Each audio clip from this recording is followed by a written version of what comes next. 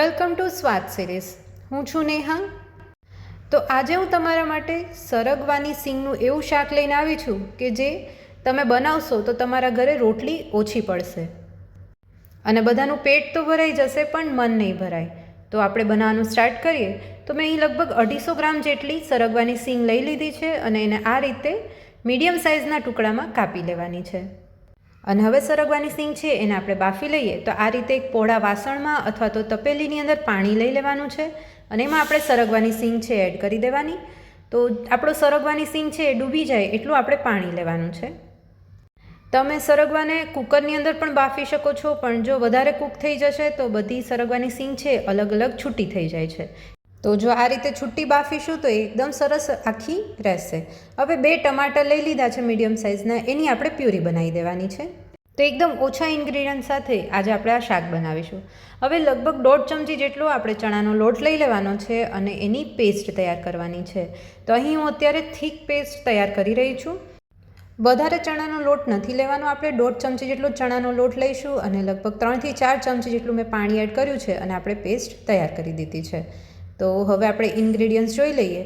તો ચણાનો લોટની જે પેસ્ટ તૈયાર કરી છે એ ટમેટાની પ્યુરી અને 10 થી 12 કળી જેટલું લસણ છે એને આ રીતે ઝીણું સમારીને લીધું છે. તમારે આખું લેવું હોય તો આખું પણ લઈ શકાય છે.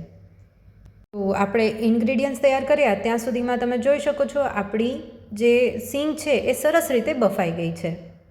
જો તમારે કુકરની અંદર બાફવી હોય તો એકદમ લો ફ્લેમ પર 1 થી 2 સીટી વગાડવાની, પણ એમાં ઘણીવાર છે આ સિંગ છે અલગ અલગ થઈ જાય છે કેમ કે ઓવરકુક થઈ જાય એટલા માટે. તો બને તો આ રીતે તમે જો એને છૂટી બાફશો તો વધારે સારું.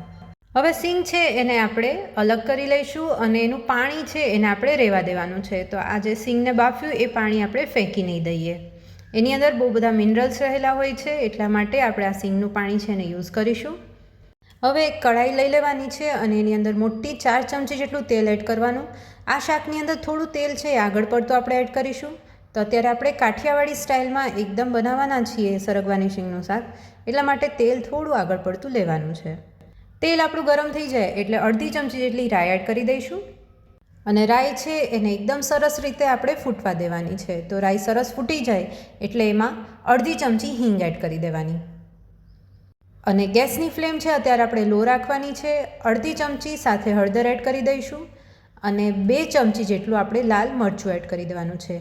તો તેલની અંદર જ આપણે લાલ મરચું એડ કરવાનું જેથી એકદમ સરસ એનો કલર આવે. અને જે સરગવાનું પાણી હતું એ એડ કરી અને વઘારને આપણે ઢાંકી દઈશું. તો આ રીતે આપણે જો વઘાર કરીશું તો એકદમ સરસ છે વઘારનો કલર આવે છે અને ટેસ્ટમાં પણ આ શાક એકદમ સરસ લાગે છે.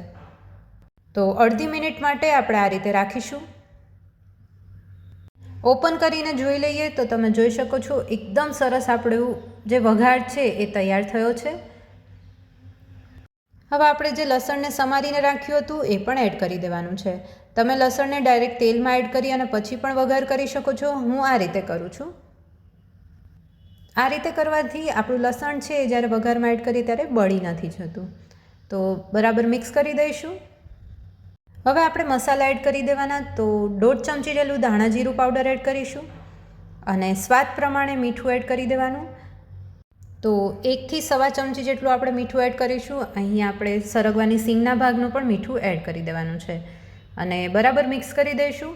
હવે આપણો જે આ વઘાર છે એને સરસ રીતે ઉકળવા દેવાનો છે જ્યાં સુધી તેલ છૂટું ના પડે.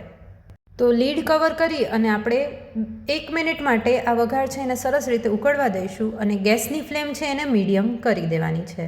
તો આપણો વઘાર છે સરસ રીતે ઉકળી ગયો છે, તમે જોઈ શકો છો. અને તેલ છે એ પણ સરસ રીતે છૂટું પડી ગયું છે અને કલર તો તમે જોઈ જ શકો છો એટલો સરસ કલર આવી ગયો છે વઘારનો. તો આપણો વઘાર તૈયાર થઈ ગયો છે. હવે આપણે જે ટમેટાની પેસ્ટ બનાવીને તૈયાર કરી હતી એ આપણે એડ કરી દેવાની છે અને ગેસની ફ્લેમ છે એને ફરી પાછી આપણે લો કરી દઈશું. અને જે આપણે પાણી એડ કરીએ એ બધું જ પાણી અત્યારે મેં જે સરગવાનું બાફતા વખતે લીધું હતું એ જ પાણી હું એડ કરી રહી છું અને આપણે બરાબર મિક્સ કરી દઈશું.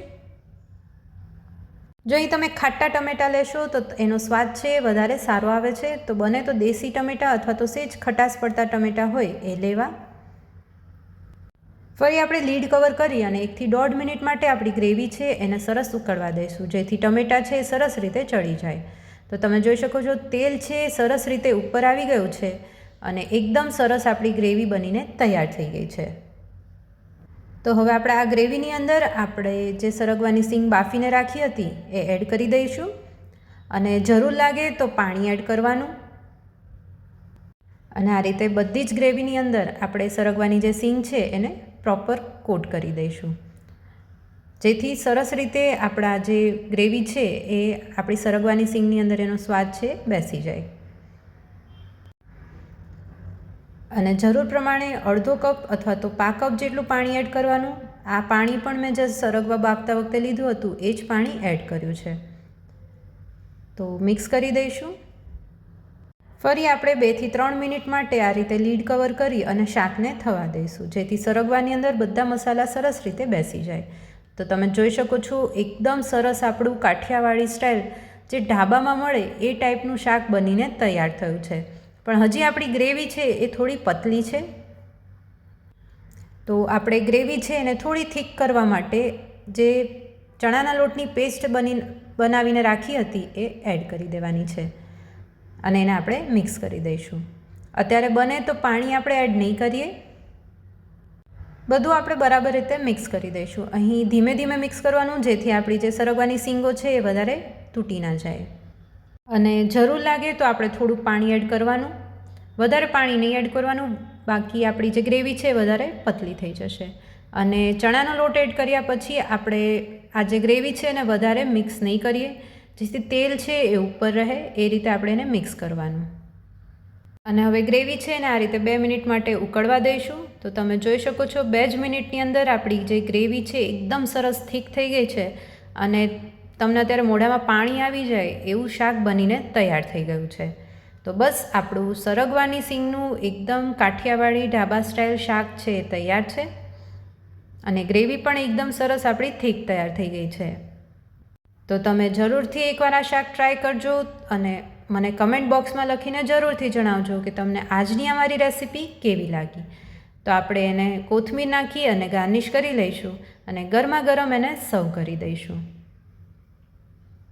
તો તમે જરૂરથી એકવાર આ શાક ટ્રાય કરજો અને તમે જો કોઈ અલગ રીતે આ શાક બનાવતા હોય તો એની રેસીપી મને કમેન્ટ બોક્સમાં લખીને જરૂરથી જણાવજો. જો તમે અમારી ચેનલને હજુ સુધી સબસ્ક્રાઈબ નથી કરી તો એને સબસ્ક્રાઈબ કરી દેજો. બાજુમાં આપેલા બેલ આઇકન બટનને દબાવી દેશો તો અમારા વિડીયોનું નોટિફિકેશન તમને જરૂરથી મળી જશે. અને આવા નવા વિડીયો જોવા માટે જોતા રહેજો સ્વાદ series. Thank you for watching.